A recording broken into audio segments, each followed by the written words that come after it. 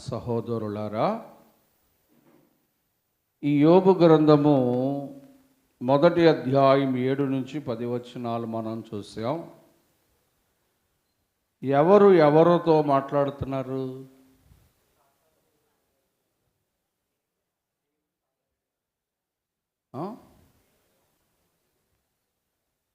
మంచిది. దేవుడు అపవాది అయిన సాతానుతో మాట్లాడుతున్నాడు ఈ మాటలు. ఓ సాతానా, నీవు ఎక్కడి నుంచి వచ్చావు అని అడిగితే భూమి మీద అటు ఇటు తిరుగుతూ వచ్చానన్నాడు. అంటే సాతాను పని ఏంటంటే అటు ఇటు తిరిగేవాడు. అలాగే సంఘములో కూడా వాక్య సమయమున మనం అటు ఇటు తిరుగుతున్నాం అనుకో, మనం సాతాను సంబంధులు అని పిలువబడతాం. ఏమ్మా, సాతాను అటు ఇటు తిరుగుచు ప్రభు దగ్గరకు వచ్చిందట. మహిమ ప్రభావము గల మహాపట్టణమైన పరలోకానికి వచ్చింది. అప్పుడు సాతానుతో ప్రభు అన్నాడు, నా సేవకుడైన యోబు సంగతిని ఆలోచించావా అని అడిగాడు. అని ఆలోచించావా అని చెప్పి, అతడు యథార్థవంతుడు, న్యాయవంతుడు, దేవుని యందు భయభక్తులు గలవాడు, చెడుతనమును విసర్జించిన వాడు భూమి మీద అటువంటి వాడు ఎవడనూ లేడు అని దేవుడు సాక్ష్యం ఇచ్చాడు యోబు కొరకు. అప్పుడు సాతానందు, ఊరుకో ప్రభా, నువ్వు చెప్పేది బాగానే ఉంది, కానీ యోబు ఊరకనే నీ యందు భయభక్తులు కలిగి లేడు.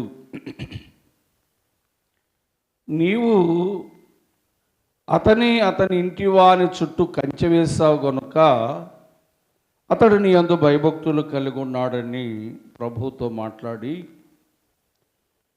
అతని చేతి పనిని నీవు ఆశీర్వదించావు గనుక అతడు దీవింపబడ్డాడు అని చెప్పి దేవునితో సంభాషణ జరిగింది. ఈ 2 విషయాల్లో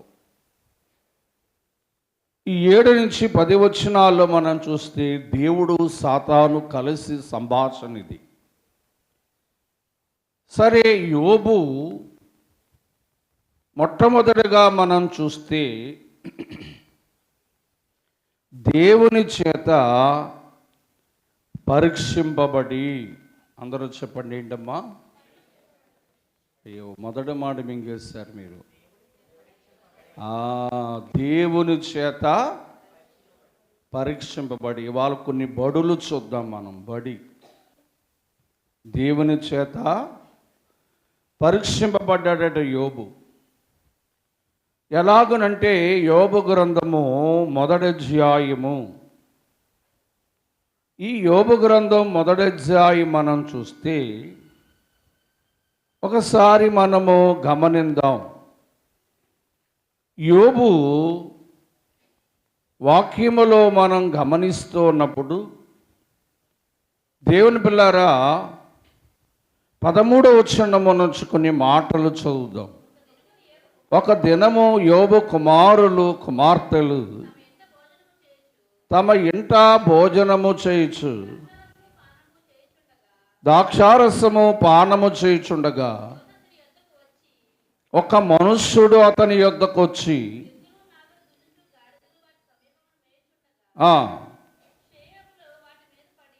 వాటి మీద పడి వాటిని పట్టుకొని పోయిరి.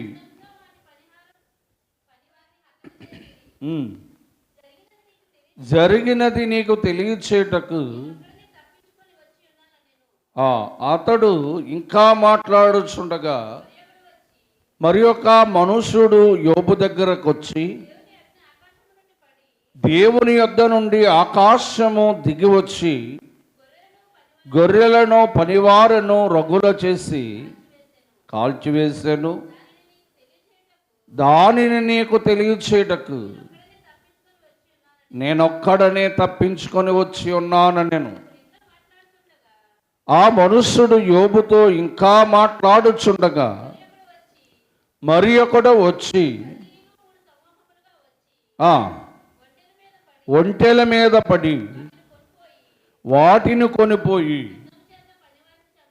ఖడ్గము చేత పనివారిని చంపిరి. నీకు దానిని తెలియచేటకు ఒక్కడనే నేను తప్పించుకొని వచ్చి తిని.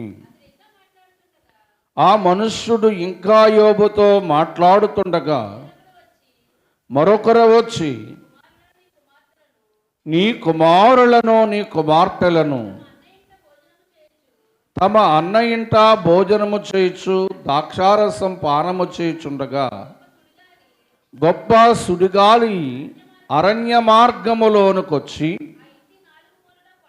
ఆ ఇంటి 4 మూలలు కొట్టగా అది వారి మీద పడినందున వారు చనిపోయారు. ఇక్కడ 4 సంఘటనలు మనం చూసాం. ఇది సాతాను శోధన, దేవుని పరీక్ష.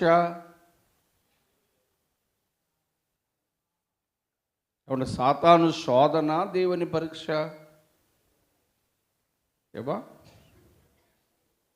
మీరు మాట్లాడాలి కొంచెం నోరిపి.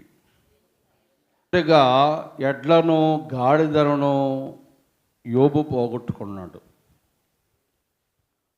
రెండవదిగా గొర్రెలు అగ్ని చేత కాల్చబడ్డాయి. మరి ఇది దేవుని పరీక్ష అని మనం ఎందుకు చెప్పచ్చు అంటే, మరి ఆకాశమును అగ్ని కురిపించే పరిస్థితి సాతానుకు చెప్పండి లేదు. సాతాను ఆకాశమును అగ్ని కురిపించలేడు. మరి ఆకాశమును అగ్ని కురిపించేది ఎవరు చెప్పండి? దేవుడు ఒక్కడే. అంటే యోబు గారిని దేవుడు పరీక్షిస్తూ ఉన్నాడు. దేవుని పిల్లారా, అందుకే మొదటి మాట ఏం చెప్పానంటే, యోబు దేవుని చేత పరీక్షింపబడి పరీక్షిస్తూ ఉన్నాడట దేవుడు. యోబును దేవుడు ఏం చేస్తున్నాడు? అమ్మా, ఎడ్లు పోయాయి, గాడిదలు పోయాయి, గొర్రెలు పోయాయి, ఒంట్లు పోయాయి. ఇవన్నీ యోబు యొక్క ఆస్తి. సరే, ఆస్తి పోతే పోయింది, కానీ పిల్లలు కూడా చనిపోయారు. పిల్లలు కూడా చనిపోయారు. ఇది ఎవరి పరీక్ష అంటే దేవుని పరీక్ష. చూడండి, యోబు గ్రంథము 1వ అధ్యాయము 21 నుంచి 22 వచనాలలో యోబు ఒక మాట అన్నాడు. నేను నా తల్లి గర్భములో ఉండి దిగంబరనే వచ్చి తిని దిగంబరనే అక్కడికి తిరిగి వెళ్ళొద్దును. యెహోవాయే ఇవన్నీ ఇచ్చెను, యెహోవాయే ఇవన్నీ తీసుకొనెను. యెహోవా నామమునకు స్తుతి కలుగును గాక. దేవుని స్తోత్రం. చేతులు ఎత్తాలందరూ దేవుని స్తోత్రం. ఏమనంటున్నాడు? దేవుడు నన్ను పరీక్షిస్తున్నాడు. నా గొర్రెలు పోయినా, నా ఎడ్ల పోయినా, నా గాడిదలు పోయినా, నా ఒంటెలు పోయినా, దేవుని పిల్లారా గమనించండి ఈ మాటను. నా బిడ్డలు చనిపోయినా ఎడ్లనిచ్చిన వాడు దేవుడే, గొర్రెలనిచ్చిన వాడు దేవుడే, పనివారినిచ్చిన వాడు దేవుడే, వంటలనిచ్చిన వాడు దేవుడే, పిల్లల్నిచ్చిన వాడు కూడా దేవుడే. గనుక దేవుడే నాకు ఇచ్చాడు, దేవుడే తీసుకున్నాడు అంటున్నాడు అని చెప్పి ఈ 22వ వచనములో ఒక మాట అన్నాడు. ఈ సంగతుల విషయమై యోబు ఏ పాపము చేయలేదు, దేవుడు నాకు అన్యాయము చేశాడని చెప్పలేదు. ఎవరైనా ఏమంటారు? అయ్యో, నా ఒంట్లు పోయాయి, నా గాడిదలు పోయాయి, నా బిడ్డలు పోయారు, నాకు దేవుడు చాలా. మాట్లాడండి అమ్మా, కాస్త మాటలు మాట్లాడాలి. చెప్పండి, ఏమంటారు? నాకు దేవుడు చాలా అన్యాయం చేశాడంటారు. ఇక్కడ యోబన్న మాట ఏంటంటే, దేవుడు నన్ను పరీక్షిస్తున్నాడు, ఆయనే నాకు ఇచ్చాడు, ఆయనే తీసుకున్నాడు. దేవుని పిల్లారా, దేవుడు నాకు అన్యాయం చేశాడు అన్న మాట యోబు నోట నుంచి రాలేదంట. నిజమే, దేవుడే మనకిస్తాడండి. ఏమైనా నీకు ఇల్లు ఇచ్చినవాడు, నీకు ఆస్తి ఇచ్చినవాడు, నీకు ఆరోగ్యం ఇచ్చినవాడు, నీ బిడ్డలను ఇచ్చినవాడు, నీకు ఒక ఉన్నత స్థితిని ఇచ్చినవాడు దేవుడే. దేవుడు ఇవ్వగలడు, తీసుకొనగలడు. అంత మాత్రాన దేవుడు నాకు అన్యాయం చేస్తాడనో, దేవుడు నా యెడల చాలా ద్రోహం చేస్తాడనో, దేవుడు నన్ను సిగ్గుపరిచాడనో, దేవుడు నాకేమీ లేని వానిగా చేస్తాడనే మాటలు మానవ నోట నుండి రాకూడదు. దేవుడట యోబును అమ్మా నలగగొట్టేస్తాడట. చూడండి, యోబు గ్రంథము 6వ అధ్యాయం 9వ వచనం. యోబు రాసిన గ్రంథం 6వ అధ్యాయం. దేవుడు యోబును తన ఇష్టానుసారముగా నలగగొట్టెనుగాక. దేవుడు యోబుని ఎంత నలగగొట్టినా, యోబు దగ్గర నుంచి తన ఆస్తిని తీసుకున్నా, యోబు ఒకటి అంటున్నాడు, దేవుడే ఇచ్చాడు. చెప్పండి అమ్మా, దేవుడే ఇచ్చాడు, దేవుడే తీసుకున్నాడు. ఇది యోబు కట దేవుని వలన వచ్చిన పరీక్ష. ఇది యోబు కట దేవుని వలన వచ్చిన పరీక్ష. ఇలాంటి పరీక్ష అబ్రాహాము గారు కూడా దేవుడు పెట్టాడండి. ఆదికాండము 21వ అధ్యాయంలో, ఆదికాండము 22వ అధ్యాయం, క్షమించాలి, 22వ అధ్యాయము మొదటి వచనాన్ని ఒకసారి మనం చూద్దాం. ఆ సంగతులు జరిగిన తర్వాత దేవుడు అబ్రహామును పరిశోధించెను, అంటే పరీక్షించాను. ఏంటి పరీక్షించాడంటే, అబ్రహాము కట్ట లేక 100 సంవత్సరాల గల వయస్సులో ఒక బిడ్డనిచ్చాడు దేవుడు.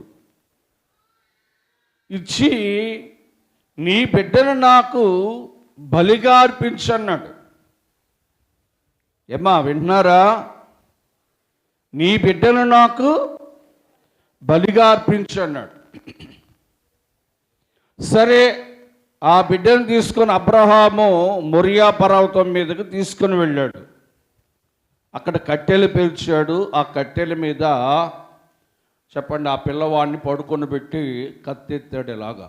అప్పుడు దేవుడు అన్నాడు, అబ్రహామ ఆగు, నేను పరీక్షించాను నీ భక్తి ఎలాంటిదో అని చెప్పి. స్నేహితులారా, విశ్వాసులైన వారికి దేవుడు ఇచ్చి మరలాది తీసుకునే దేవుడు. అది ఎందుకు తీసుకుంటాడు అంటే, ఆయన నిన్ను పరీక్షించడానికి. ఇది దేవుని పరీక్ష. ఈ పరీక్షలో యోబు పాస్ అయ్యాడు.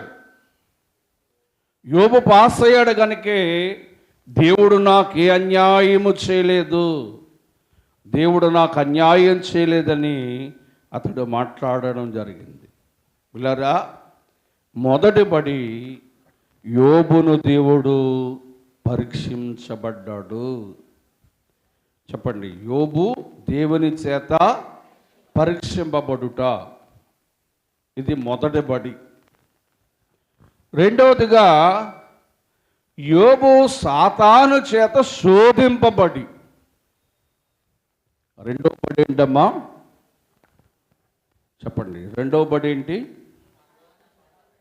మీరు నా మాటను సరిగ్గా పట్టుకోవాలి. నేను యోబు కొరకు చెప్తున్నాను ఇవాళ. గత 3 నెలలు బట్టి ఈ అధ్యాయం మీద, ఈ గ్రంథం మీద బాగా ధ్యానం చేశాను నేను. యోబు సాతాను చేత శోధింపబడి. చెప్పండి ఏంటి? యోబు ఎస్సేరు మాట్లాడ వినపడడం లేదు నాకు. నేను శోధింపబడి, ఇది రెండో బడి. దేని పిల్లారా, యోబు గ్రంథము 2వ అధ్యాయం 7వ వచనం. సాతానుతో ప్రభు అంటున్నాడు, ఓ సాతానా, నీవు ఎక్కడి నుంచి వచ్చావు అని అడిగాడు. కాబట్టి 7వ వచనం, కాబట్టి అపవాది యెహోవా సన్నిధి నుండి బయలువెళ్ళి యోబును అరికాలు మొదలుకొని నడినెత్తి వరకు బాధకరమైన కురుపులతో మొత్తెను. ఇదే సాతాను శోధన. రెండవదిగా సాతాను చేత శోధింపబడ్డాడట యోబు. దేవుని పిల్లారా, యాకోబు పత్రిక 1వ అధ్యాయం 3వ వచనములు అంటాడు, శోధన నానా విధములుగా ఉంది. ఏమంటే చదవండి, యాకోబు పత్రిక 1వ అధ్యాయం 3వ వచనం. నానా విధములైన శోధన. ఏమంటే శోధన ఎలా వస్తుందట మనిషికి? నానా విధాలుగా వస్తుందట. అంటే మనుషుల ద్వారా మనం శోధిస్తాడు సాతాను, అధికారుల ద్వారా మనం శోధిస్తాడు, అప్పులలో మనను ముంచివేసి మనను శోధిస్తాడు, ఆపదలు కలిగించి మనలను శోధిస్తాడు, అనారోగ్యం తెచ్చి మనలను శోధిస్తాడు. దేవుని పిల్లరా, దేవుని పిల్లలకు కూడా శోధన వస్తుంది. యోబు శోధింపబడుతున్నాడట. దేవుడు యోబును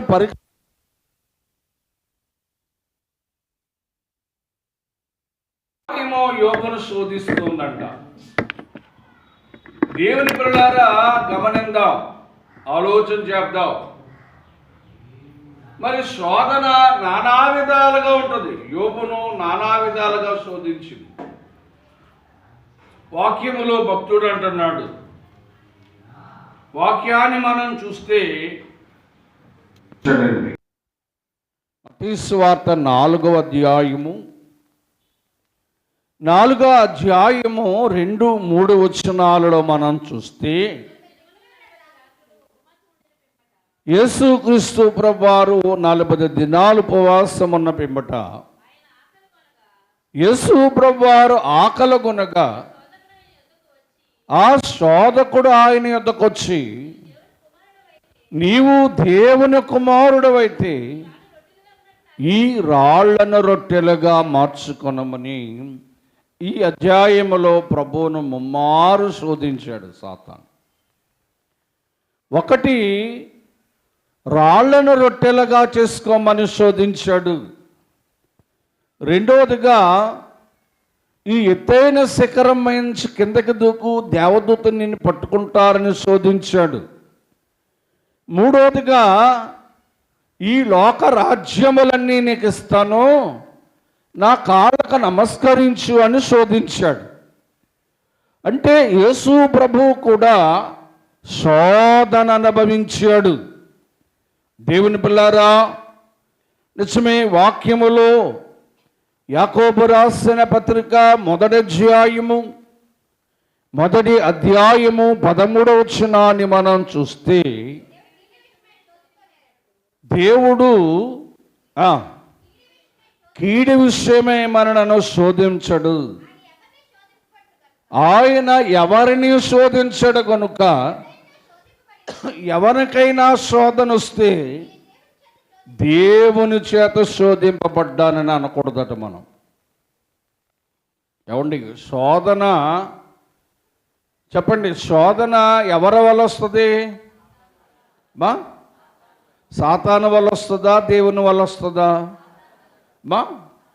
ఇక్కడ యాకోబు భక్తుడు ఏమన్నాడంటే, శోధన నానా విధాలుగా వస్తుంది, కానీ శోధనట దేవుని వలన మనకు శోధన రాదు. దేవుడు ఏ కీడు చేయడానికి మనం శోధించడు. ఎవరు మనలను శోధిస్తాడు అంటే సాతాను మనలను శోధిస్తుందంట. ఏమా దేవదాసయ్య గారు అన్నారు, ఎంత శోధన ఎంత యున్నా, ఇక ఎంత శోధన ఎంత యున్నా, ఎంతగోనోరిటరకెప్పుడు శాంత జలమోలు నా యోండొన్గొనుక నాకేమి కొదువా.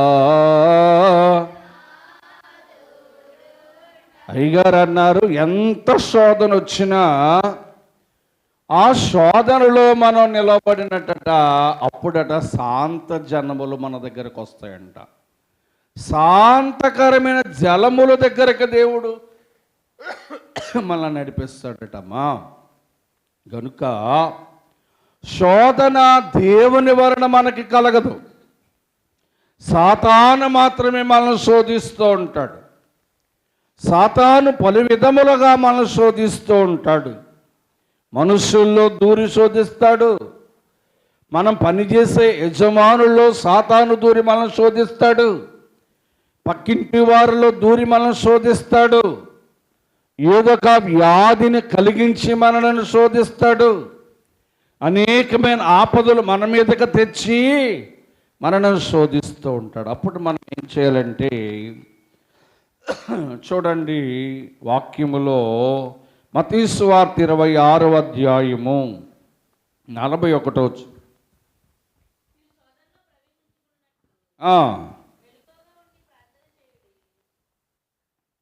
అమ్మ చక్కగా ప్రభు చెప్పాడు. ఏంటి? శోధనలో మీరు ప్రవేశించకుండా ఉండాలంటే మీరు ప్రార్థన మానేయండి అన్నాడా? ఏమండి, శోధన వచ్చినప్పుడు ఏం చేయాలి? మనం ప్రార్థన చేయాలి. పిల్లరా, దేవుని వాక్యములో సాతాను యోబును శోధిస్తోంది. దేవుని వాక్యాన్ని మనం చూస్తే అంతటి దేవుడైన ప్రభువునే సాతాను శోధించింది. మరి నువ్వెంత, నేనెంత సాతాను విషయంలో? సాతాను నిన్ను నన్ను కూడా ఏం చేస్తుంది? శోధిస్తుంది. చెప్పండి, నిన్ను నన్ను కూడా శోధిస్తుంది.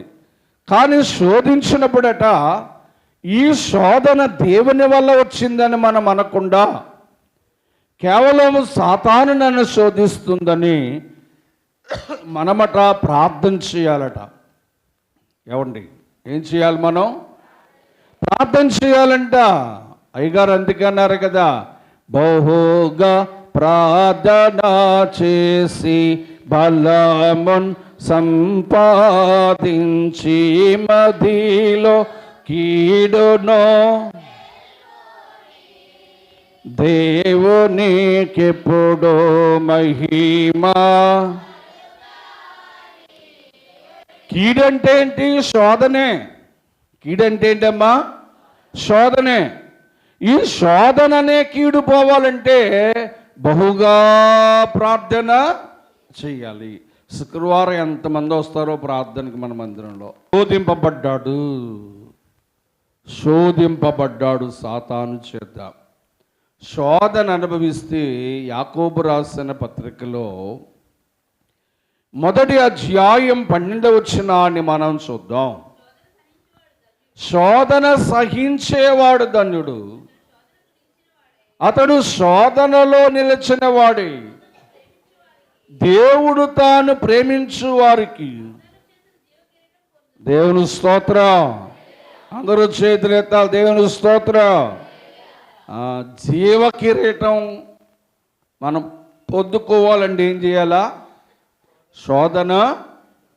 చెప్పండి, శోధన. చెప్పండి, ఏం చేయాలంటే మనం శోధన సహించాలి, శోధన భరించాలి, శోధనలో నిలవబడాలి.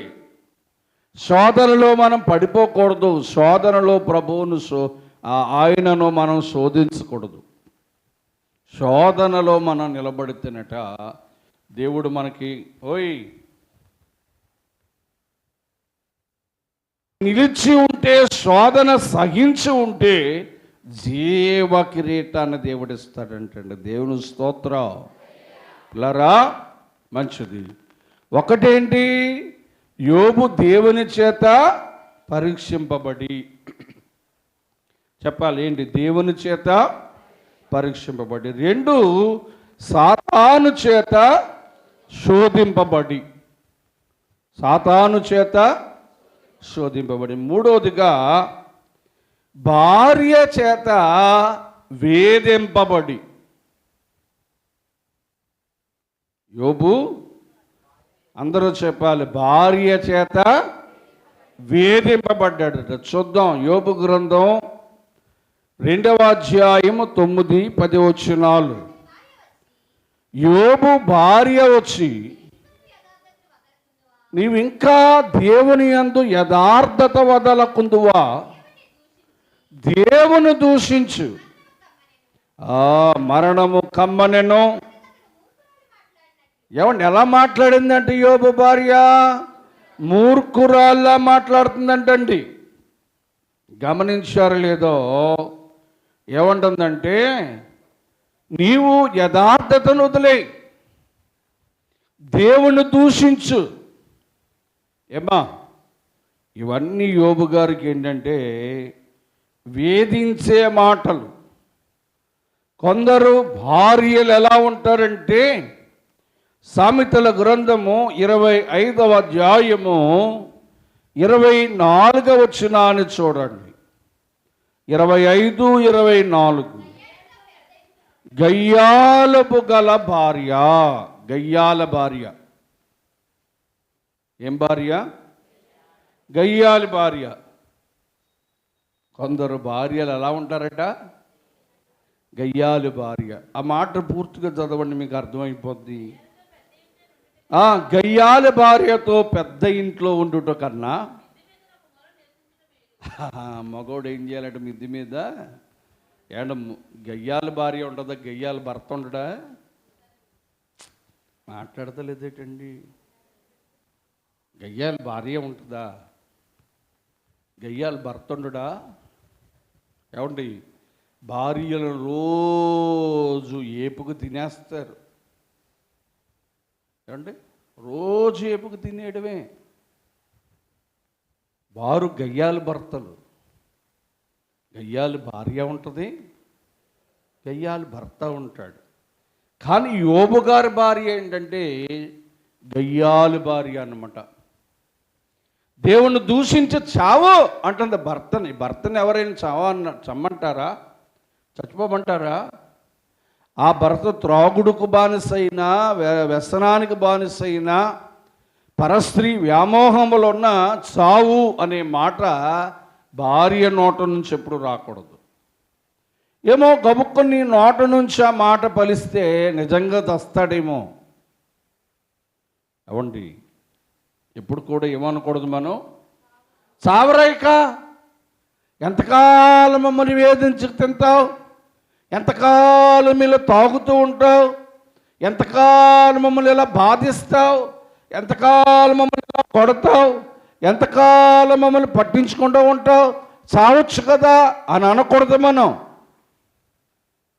దేవుని పిల్లారా, యోబు భార్యట మాటల చేత వేధించేదటండి. యోబు భార్య మాటల చేత వేధించేది.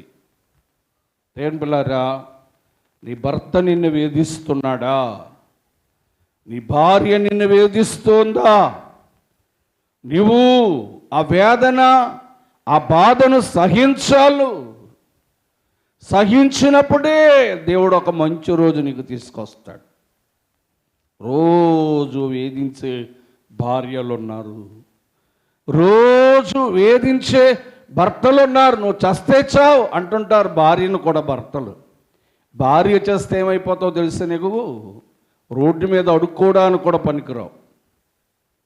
ఏమండి, మనం ఏమనుకుంటామంటే భార్య లేకపోతే ఇంకొకరు ఉన్నారు, ఎంతకాలం చూస్తారు ఇంకొకరు ఏమన్నా ఎంతకాలం చూస్తారు? ఏమా నువ్వు త్రాగుబోతోడువైనా, తిరుగుబోతోడువైనా, తిట్టుబోతోడువైనా, నీకు ఆపదొచ్చినప్పుడు, నీవు ఏదైనా శ్రమలో ఉన్నప్పుడు నీ బాధను పంచుకునేది నీ భార్య. బయట వాళ్ళందరూ నీ దగ్గరకు వచ్చి నిన్ను పంచుకోరు. ఏమండి, చిన్న మాట చూడండి, సామెతల గ్రంథం 31వ అధ్యాయం 10వ వచనం, గుణవంతురాలు భార్య దొరుకుట అరుదు. ఏమండి, గుణవంతురాలైన భార్య దొరకడం అరుదు. భార్య ఎలా ఉండాలంటే గుణవంతురాల్లా ఉండాలి. భర్తను మోసగించేదాల్లా ఉండకూడదు. భర్తగా తెలియకుండా ఆయా అప్పులు చేసేదానిలా ఉండకూడదు. భర్తకు తెలియకుండా వేరే కార్యాలు చేసేవాళ్ళగా ఉండకూడదు. నా భార్య గుణవంతురాలను ఒప్పుకోవాలి ఈ భర్త. యోబు భార్య అంట ఏమా వేధించే భార్య, చాలా వేధించేది, మాటలతో, సూటిపోటి మాటలతో వేధించేది. కానీ యోబు అన్నాడు, ఏయ్ మూర్ఖురాల్లా మాట్లాడక. ఏమన్నాడు? మూర్ఖురాల్లాగా మాట్లాడకో అన్నాడు. దేవుని స్తోత్రం. దేవుని పిల్లారా, మూర్ఖులలా మాట్లాడకని చెప్పి ఇక్కడ ఒక మాట అన్నాడు. కిందకి చదువుదాం. మనము దేవుని వలన మేలు అనుభవించదము కానీ కీడు అనుభవించమా. పిల్లరా, ఓ మాట చూస్తే అదే మాటలో యోబు నోటి మాటతోనైనా పాపము చేయలేదంటాను. అందరూ తప్పట్లు కొట్టండి గట్టిగా. దేవుని స్తోత్రం. నోటి మాటతోనైనా యోబు ఏం చేయలేదు? పాపం చేయలేదంట. పిల్లరా, ఒకటి, దేవుడు యోబును పరీక్షించాడు. రెండు, దేవుడు సాతాను యోబును శోధించాడు. భార్య మాటల చేత వేధించింది. నాలుగోది మనం చూద్దాం. ఈ మాటలు చెప్పడానికే నేను ఇంత వాక్యాన్ని మీకు ప్రిపేర్ చేశాను. ఇక యోబు గ్రంథము 2వ అధ్యాయం 7వ వచనం, కాబట్టి అపవాది యెహోవా సన్నిధిని బయలుదేరి అరికాలు మొదలుకొని నడినెత్తి వరకు. దేవుని స్తోత్రం. ఒకటి, దేవుని చేత పరీక్షింపబడ్డాడు. రెండు, సాతాను చేత శోధింపబడ్డాడు. మూడు, భార్య మాటల చేత వేధింపబడ్డాడు. నాలుగట, వ్యాధి చేత బాధింపబడ్డాడు. యోబు ఏం చేయబడ్డాడట? మాటలు రావట్లేదట మీకు. వ్యాధి చేత. ఇప్పుడు యోబు పడిన ఈ వ్యాధి యొక్క లక్షణాలను మీకు చెప్తాను. నేను ఈ 3 నెలలు బైబిలు ఆ యోబు గ్రంథాన్ని ధ్యానం చేస్తే దేవుడు కొన్ని విషయాలు నాకు బయలుపరిచాడు. అవి యోబు ఎంత వ్యాధితో బాధపడ్డాడు అన్నది మీకు నేను తెలియచేస్తాను. చూడండి, మొదటిగా ఏంటంటే అరికాలు మొదలుకొని నడినెత్తి వరకు బాధకరమైన, అందరూ చెప్పండి, బాధకరమైన కురుపులు. అండ్ యోబు శరీరం అంతా అరికాలు మొదలుకొని నడినెత్తి వరకు కూడా బాధకరమైన కురుపులు వచ్చాయంటండి యోబుకు. దేవుని పిల్లారా, ఎవరు మొత్తారు? సాతాను మొత్తింది. వాక్యంలో చూస్తే ఇక అదే అధ్యాయము 7వ వచనములోనే మనం చూస్తూ ఉన్నాం. ఏంటట? 8వ వచనాన్ని మనం గమనిద్దాం. గోళ్ళు ఊడిపోయేటండి ఆ వ్యాధికి. యోబు గారికి ఆ వ్యాధి రాగానే గోళ్ళు గోక్కోవడానికి లేవాడు, గోళ్ళు ఊడిపోయింట. ఈ పుండ్లు కొన్న లక్షణం ఏంటంటే దురదొచ్చేది. ఏమా, యోబు గారికి వచ్చిన పుండ్లు చాలా బాధకరమైన పుండ్లు. ఈ బాధకరమైన పుండ్లు ఏమొచ్చాయంటే దురద వచ్చాయి. దురద వస్తే గోక్కోవడానికి గోళ్ళు కూడా లేవట, గోళ్ళు ఊడిపోయంట. ఈ జబ్బు, ఈ వ్యాధి గోళ్ళు ఊడిపోయే వ్యాధి. గోళ్ళు లేక యోబు గారు ఏం చేసేవాడటంటే చిలాపెంకులతో, అంటే గాజు పెంకులతో గోక్కునేవాడట. చెప్పండి, గాజు పెంకులతో గోక్కునేవాడు. 2వ అధ్యాయం 8వ వచనం. శిలాపెంకులు తీసుకొని, బాగా వినాలి, బూడిదలో కూర్చుండగా. సరే దేవుని పిల్లారా, ఇప్పుడు మరో విషయాన్ని చూద్దాం. 7వ అధ్యాయం 5వ వచనం. 7వ అధ్యాయం 5వ వచనం. మా ఎడోయ్ విన్నారా? ఈ కురుపుల గట పురుగులు పట్టేస్తాయంటమ్మా.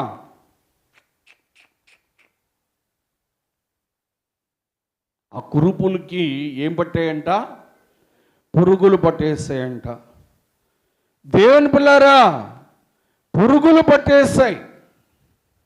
దేవుని పిల్లారా గమనించండి. అంటే శరీరం అంతా కుళ్ళిపోయింది. ఆ పుండ్లు కుళ్ళిపోయాయి అన్నమాట. పురుగు ఎప్పుడు పడుతుంది? మాట్లాడండి అమ్మా మీరు. పురుగు ఎప్పుడు పడుతుంది? కుళ్ళిపోతేనే కదా. ఇప్పుడు వంకాయ ఉంది, వంకాయ కుళ్ళిపోతే పురుగు పడుతుంది. అదే జాంకాయ ఉంది, జాంకాయ కుళ్ళిపోతే పురుగులు పడుతుంది. అలాగే యోబు శరీరం కుళ్ళిపోయిందంట. ఆ పుండ్లు చేత కుళ్ళిపోతే పురుగులు పట్టిందంట.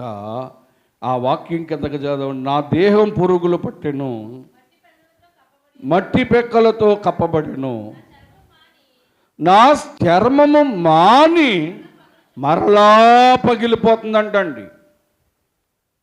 చర్మమట మానినట్టే మానేదంట. అంటే పుండు మానినట్టే మానేదట, మరలా పగిలిపోయి. చూసారా యోబు శరీరములు ఎంత వ్యాధిని అనిపిస్తున్నాడు. దేవదాసయ్య గారు అన్నారు, యోబు శరీరముపై ఉన్న పురుగులు యోబు నుంచి వేరైపోతుంటేనంట, ఆ వెళ్ళిపోతున్న పురుగును మరలా పుల్లతో తీసి యోబు మీద పెట్టుకునేవాడట. నా మాంసం తినని. అంతటి శ్రమ అనుభవించాడు యోబు. దేని పిల్లారా, మానినట్టే మానుతుందంట జబ్బు, మానినట్టే మానుతుందట పుండు, మానినట్టే మానుతున్న చర్మం మరలా పగిలిపోతుందంట. మరలా పగిలిపోయి చీమి రక్తం వస్తుందంట దేవుని పిల్లారు అందులోంచి. ఇక మరొకటి చూద్దాం. యోబు గ్రంథము 19వ అధ్యాయం 17వ వచనం. యోబు గ్రంథము 19వ అధ్యాయం 17వ వచనం. నా ఊపిరి నా భార్యకు అసహ్యము, నేను కన్న నా కుమారులకు నా వాసన అసహ్యం. దేవుని స్తోత్రం. వాసన వచ్చేస్తుందంట యోబు గారి దగ్గర. ఏమవుతుంది? మాట్లాడతలేదు. ఏ వాసన? భయంకరమైన కుళ్ళిపోయిన వాసన. భార్య అసహించేసుకుంటుందంట, పిల్లలు కూడా అసహించుకుంటున్నారట. ఆ వాసనకి ముక్కు మూసుకుంటున్నారంట. ఆ యోబు గారు అక్కడ కూర్చొని ఉంటే ఇక్కడకు వాసన వస్తుందంట. చూడండి, ఎప్పుడైనా కుక్క చచ్చిపోతే, ఏమా కుక్క చచ్చిపోతే ఎంత వాసన వస్తుంది? ఎప్పుడైనా పీడ్చారా లేదా? మాట్లాడతలేదేంటి? కుక్క అక్కడ చచ్చిపోయింది దానికి ఎక్కడ కొత్త వాసన? చెప్పండి అమ్మా. చాలా దూరం వాసన వస్తుంది.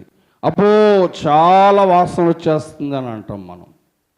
దేని పిల్లారా, శరీరం పగిలిపోయి శరీరము నుంచి రక్తము చీమి కారుతూ, శరీరం పురుగులు పట్టేసి శరీరం అంతా కుళ్ళిపోయి శరీరము నుంచి వాసన, దుర్వాసన వస్తుందట యోబు దగ్గర. అంతటి వాసన యోబు భరిస్తూ ఉన్నాడు.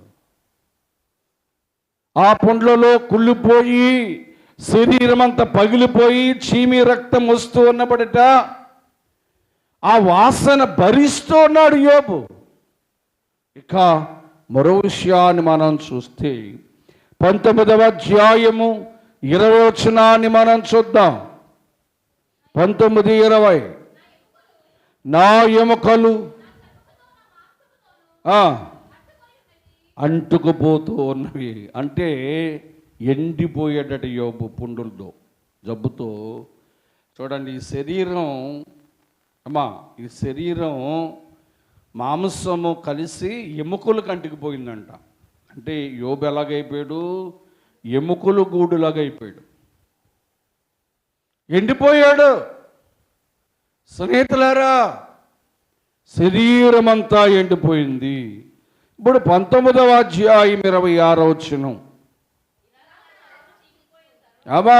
శరీరం అంతా చీకిపోతుందంట.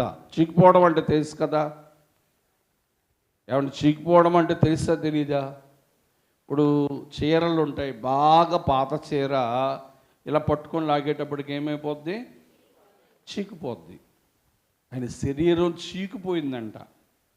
అంటే శరీరం అంతగా పాడైపోయింది, కుళ్ళిపోయి. ఆ శరీరానికి పురుగులు పట్టి ఆ పురుగుల మాంసమును తింటూ తింటూ శరీరం అంతా చీకిపోయింది. ఇంకా కిందకు చూద్దాం. 23:2 23:2 త్వరగా.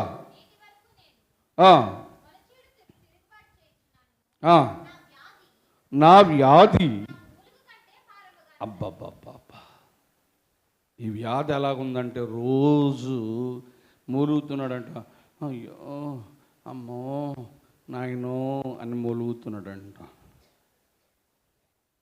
ఏమండి, చిన్న జ్వరం వస్తేనే ఎలా మూలుగుతాం మనం? హాస్పిటల్ తీసుకెళ్ళినమ్మా. తీసుకెళ్ళేవాళ్ళు లేకపోతే తెలుస్తుంది నీకు. ఏమంటే నీ డబ్బు ఎంత ఉన్నా, నీకు ఐశ్వర్యం ఎంత ఉన్నా, నా వెనకాల ఎంతమంది ఉన్నారు అనుకున్నా, నువ్వు మనసు మీద పడితే, నిన్ను పట్టించుకోకపోతే నువ్వు మూలుగుతున్నప్పుడు తెలుస్తుంది ఆ బాధ. వాక్యములు అంటున్నాడు, నా మూలుగు నాకు బాధగా ఉంది. మూలుగుతున్నాడట.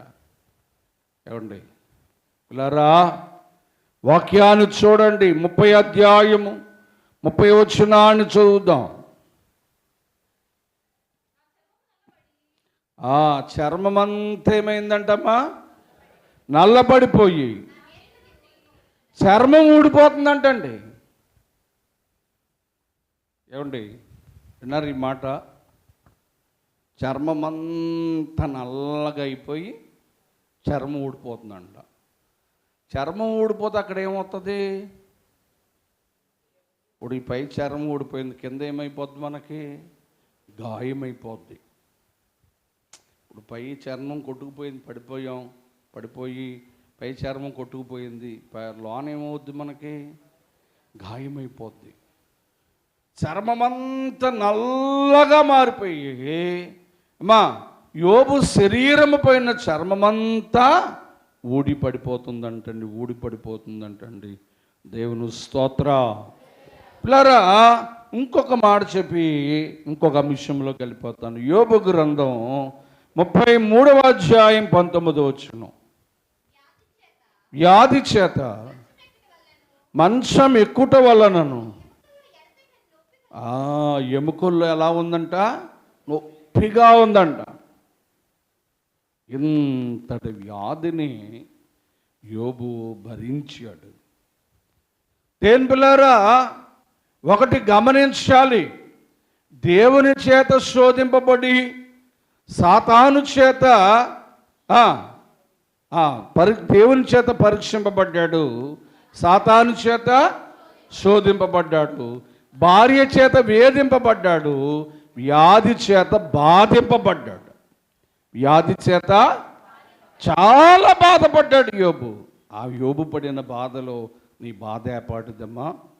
నీకు బాధలు వస్తాయి, నీకు వ్యాధులు వస్తాయి. నువ్వు కూడా యోబు వలె సహనము కలిగి ఉండాలి. దేవుడు ఏ వ్యాధినైతే నీ కలుగజేశాడో, ఏ బాధనైతే నీ కలుగజేశాడో ఆ బాధ పోయే వరకు కూడా నువ్వు సహనము కలిగి ఉండాలి. మరొకటి ఏంటంటే, ఐదోది ఏంటంటే, స్నేహితుల చేత ఎగతాళి చేయబడి. చూద్దాం, యోబు గ్రంథం 16వ అధ్యాయం 20వ వచనం. యోబు గ్రంథం 16వ అధ్యాయము 20వ వచనం. అమ్మా, నా స్నేహితులు నన్ను ఎగతాళి చేస్తున్నారంట. స్నేహితులు ఉన్నారు యోబు గారికి. వాళ్ళు ఏం చేస్తున్నారు? మాట్లాడతలేదు. మీరు ఏం చేస్తున్నారు? ఎగతాళి మాటలు మాట్లాడుతున్నారంట. చూడండి, యోబు గ్రంథం 21వ అధ్యాయం 15వ వచనం. యోబు గ్రంథం 21వ అధ్యాయము. ఈ స్నేహితులు అంటున్నారంట, మేము దేవుని సేవించడానికి సర్వశక్తుడైన మనము సంబోధించకూడదు కానీ ఎవడైనా అని అంటున్నారు వాళ్ళు. మేము ఆయన సేవించడానికి సర్వశక్తుడు ఎవరు అని అడిగి మేము ఆయన గురించి ప్రార్థన చేయటం వలన మాకు లాభం ఏంటి? ఇన్ని హేళన మాటలు మనల్ని కూడా అంటారు. ప్రార్థన చేస్తున్నాం లాభం ఏంటి? గుడికి వెళ్తున్నాం లాభం ఏంటి? దేవుడు నమ్ముకున్నాం లాభం ఏంటి? ఏ లాభం రావాలి? లచ్చలు లచ్చలు లాభం రావాలా? ఏ మాట్లాడేటండి? మనల్ని హేళన చేస్తారు మన స్నేహితులు. ఏమంటారు? బాబోయ్, ఆదివారం ప్రార్థనకి వెళ్ళిపోతుందండి భక్తి పరురాలు అంటారు. ఎవరో అంటారు, మీ భర్తలే మిమ్మల్ని హేళన చేస్తుంటారు. దేవుడిని నమ్మేసింది ప్రార్థన చేసేస్తుంది అని హేళన. ఏమండి, ప్రార్థన చేసేస్తున్నావు, గుడికి వెళ్ళిపోతున్నావు అని హేళన మాటలు. యోబు స్నేహితులట యోబుని హేళన చేస్తున్నారట. దేవుని ఆరాధిస్తున్నావు, ఏం ప్రయోజనం? ఆయన ప్రార్థన చేస్తున్నావు, ఏం ప్రయోజనం అని అడుగుతున్నారంట. దేవుని పిల్లారా, వాక్యం చూడండి. యోబు గ్రంథం 19వ అధ్యాయము 19వ వచనాన్ని చూద్దాం. నా ప్రాణ స్నేహితులందరికీ ఎలాగున్నాడు యోబు గారు? అసహించుకున్నారంట స్నేహితులు. ఏమండి, ఆ ఒంటి మీద ఉన్న వ్యాధిని, ఆ పోగొట్టుకున్న ఆస్తిని, ఇవన్నీ చూసి స్నేహితులు ఏం చేస్తున్నారట? యోబు గారిని ఆశ్రయించుకుంటున్నారంట. 42వ అధ్యాయం 7వ వచనాన్ని చూడండి. ఆ వాక్యం ముగింపులోకి వచ్చేసాను. 42:7. యోబుతో దేవుడు ఆ మాటలు పలికిన తర్వాత, వీళ్ళు ఎవరంటే వీళ్ళు యోబు యొక్క స్నేహితులా? నా సేవకుడైన యోబు పలికినట్టు నా కొరకు మంచి మాటలు పలకలేదు కనుక. అబ్బబ్బబ్బబ్బా, విన్నారా? మీ ఆయన నీతో హేళనగా మాట్లాడుతుందా? మీ ఆవిడ నీతో హేళనగా మాట్లాడుతుంది దేవుని విషయంలో, ప్రార్థన విషయంలో. దేవుడు నమ్ముకున్నావని, ప్రార్థన చేస్తున్నావని, మందిరానికి వెళుతున్నావని, దేవుడు ఏ కార్యం చేస్తాడు, ఎందుకు వెళుతున్నావని హేళనగా మాట్లాడుతున్నాడా? దేవుని కోపం వారి మీద రగులుతుంది. జాగ్రత్త. యోబు స్నేహితులు ఎగతాళిగా మాట్లాడుతున్నారంట. దేవుని పిల్లారా, యోబు స్నేహితులు యోబుతో ఎగతాళిగా మాట్లాడుతున్నారట, అసహించుకుంటున్నారంట. ఏం దేవుడు రా బాబు నీ దేవుడు? నీ గాడిదలు పోయాయి, నీ డబ్బు పోయింది, నీ పిల్లలు చచ్చారు, నీకు వ్యాధి వచ్చింది, ఇంత బాధలు పడుతున్నావు, ఏం దేవుడు రా బాబు దేవుడు అని చెప్పి హేళనగా మాట్లాడుతున్నారంట యోబును. కానీ యోబు ఏమనలేదు. కానీ వారు హేళనగా మాట్లాడిన మాటలకు ఎవరు కోపం వచ్చింది? దేవుని స్తోత్రం. నేను ఎవరైనా ఎప్పుడైనా హేళనగా మాట్లాడినా, అది నీ ఇంట్లో వారైనా, నీ స్నేహితులైనా, నీ కుటుంబ సభ్యులైనా, నీ ఇరుగు పొరుగు వారైనా నీ భక్తి విషయంలో నిన్ను హేళనగా మాట్లాడితే కోపపడక్కర్లేదు, కానీ నీ పక్షానున్న నీ దేవుడు కోపపడతాడు. ఇలా సరే, మంచిది. ఈ ఉపఘాతము 5 విషయాలు ఎందుకు చెప్పానంటే, ఒకటి చెప్పండి, దేవుని చేత యోబు పరీక్షింపబడ్డాడు. 2, సాతాను చేత శోధింపబడ్డాడు. భార్య చేత వేధింపబడ్డాడు. మరి వ్యాధి చేత బాధింపబడ్డాడు. స్నేహితుల చేత హేళన చేయబడ్డాడు. ఈ 5 విషయాలు యోబు అనుభవించడం వలన ఒక్క మాట మీకు నేను వాక్యం చెప్పిన వాక్యాన్ని ముగించేస్తాను. యోబు గ్రంథం 42. యోబు గ్రంథం 42 10వ వచనాన్ని చదువుకొని, యోబు తన స్నేహితుల నిమిత్తము ఏం చేశాడంట?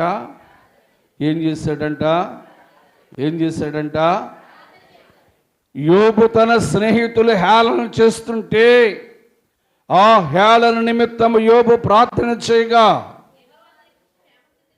యోబు శ్యామస్థితిని మరలా తిరిగి దయచేసాను. యోబునకు పూర్వము కలిగిన దానికంటే 2 అంతలు అధికముగా యెహోవా దయచేసాను. అందరూ తప్పలు కొట్టండి గట్టిగా, దేవుని స్తోత్రం. నువ్వు కూడా దేవుని చేత పరీక్షింపబడాలి, సాతాను చేత శోధింపబడాలి, నీ భర్తతో నీ భార్యతో వేధింపబడాలి, వ్యాధుల చేత బాధింపబడాలి. పిల్లరా, స్నేహితుల చేత హేళన చేయబడితేనట ఈ 5 మనం పొందుకుంటే 2 అంతల ఆశీర్వాదం దేవుడిస్తాడంట. ఏమండి, ఎంత ఆశీర్వాదం? గట్టిగా చెప్పాలి, ఎంత? ఎప్పుడు? ఈ 5 బడులు మనం దేవుడు పరీక్షిస్తుంటాడు. నువ్వు నమ్మకంగా ఉంటావు లేదా అని పరీక్షిస్తాడు. సాతాను నిన్ను శోధిస్తుంది, నీ కుటుంబ వారు నిన్ను వేధిస్తారు. లరా, నీ వ్యాధి నిన్ను బాధిస్తుంది, నీ స్నేహితులు నిన్ను ఎగతాళి చేస్తారు. అయినా నువ్వు ఏం చేయడం మానకూడదు? చెప్పండి, ఏం చేయడం మానకూడదు? అన్ని సమస్యలున్నా యోబు ఏం చేయడం మానలేదమ్మా. తర్వాత తీసుకో ఫోటో. చేయడం మానలేదు. ఆ ప్రార్థన 2 అంతల ఆశీర్వాదం తెచ్చింది. చెప్పండి, ఏం తెచ్చింది? 2 అంతల ఆశీర్వాదం తెచ్చింది. పిల్లరా, నువ్వు కూడా యోబు వలె 5 బడుల్లో ఉన్నావేమో. ఏమ్మా, ఏదో ఒక బడిలో మనం ఉన్నాం. ఆ బడిలో నువ్వు నీరసగెళ్ళిపోకుండా దేవుని సన్నిధిలో ప్రార్థించాయి. ఈ అధ్యాయంలో మనం చూస్తే ప్రార్థన ఆశీర్వాదాన్ని కాదు. పిల్లరా, ఒక మాట మనం చూస్తే ఇదే అధ్యాయంలో చూడండి, ప్రార్థన యోబు స్నేహితుల కొరకు ప్రార్థన చేశాడు. చదువుదాం ఒకసారి. యోబు గ్రంథం 42:8.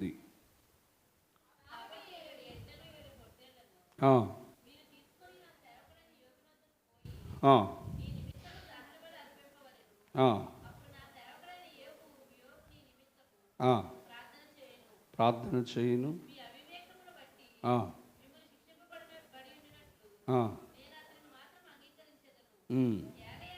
ఎలయనగా దేవుని స్తోత్రం. ఇక్కడ మరో మాట ఏంటంటే, యోబు ప్రార్థన చేయడం వలన ఆయన స్నేహితులకు శిక్ష తప్పింపబడింది.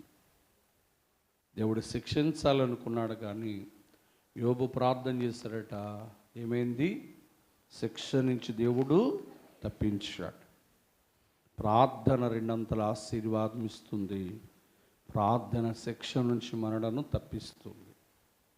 కనుక పిల్లరా, యోబు చరిత్రలో ఇంకా అనేక విషయాలు ఉన్నాయి, కానీ మరొకసారి దేవుడు ప్రేరేపిస్తే మనం నేర్చుకుందాం. ఈ మాటలు ప్రభువు దీవించునుగాక.